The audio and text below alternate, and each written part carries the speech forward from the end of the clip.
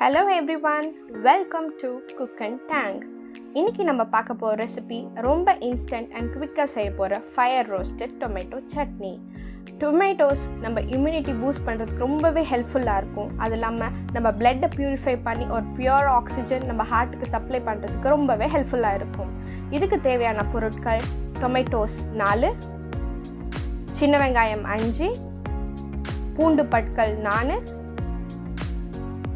பச்சை மிளகாய் 1, கருவேப்பிலை மற்றும் கொத்தமல்லி இலைகள், உப்பு அண்ட் கோகோனட் ஆயில். உங்களுக்கு நல்லெண்ணெய் இருந்தாலும் யூஸ் பண்ணிக்கலாம். வாங்க ஃப்ரெண்ட்ஸ், எப்படி குக் பண்ணுறதுன்னு பார்க்கலாம்.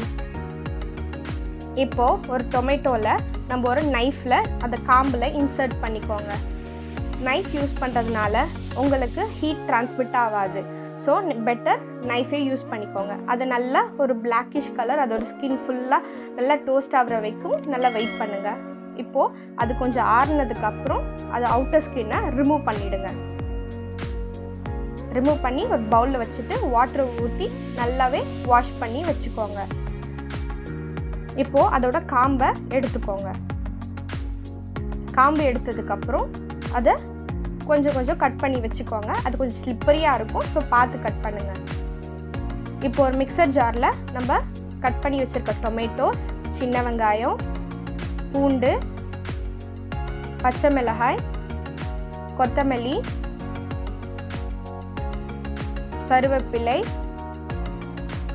அப்புறம் தேவையான அளவு உப்பு போட்டு நல்லா கிரைண்ட் பண்ணி ஒரு பேஸ்ட்டாக ஆக்கி வச்சுக்கோங்க.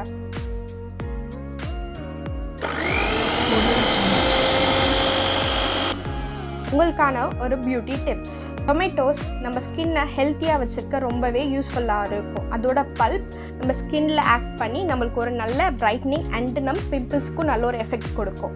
எனக்கு கருவேப்பிலை கொத்தமல்லி பிடிக்கும்னால நான் கொஞ்சம் அதிகமாக ஆட் பண்ணியிருக்கேன். அதனால் க்ரீன் கலரில் பேஸ்ட் வந்திருக்கு.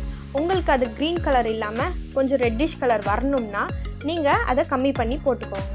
இப்போது அந்த பேஸ்ட்டில் நம்ம தேங்காய் எண்ணெய் ஊற்றி வச்சு சாப்பிட்டிங்கன்னா ரொம்பவே ருசியாக இருக்கும். அவ்வளோதான், ரெடி ஆகிடுச்சு.